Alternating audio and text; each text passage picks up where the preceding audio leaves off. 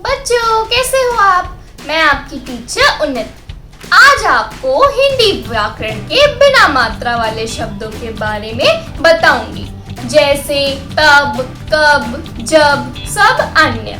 Video के and में फिर से तब, कब, जब, सब जैसे शब्दों को मिलाकर हम कुछ बेहतरीन शब्द तैयार करेंगे।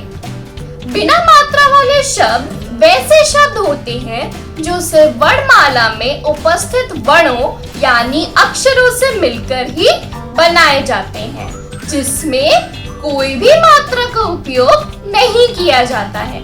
तो बच्चों आइए सीखते हैं दो अक्षर वाले बिना मात्रा के शब्द।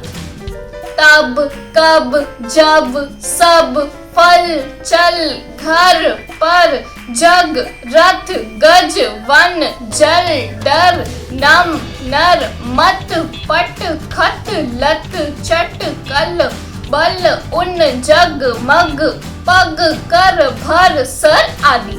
अब आप बिना मात्रा वाले शब्द सीख गए हैं, तो चलिए बनाते हैं कुछ मजेदार शब्द।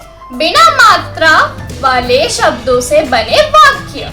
रतन घर जा, तपन फल खा, कलम इधर आ, रमण छत पर जा, नटखट मत कर, झटपट घर जा।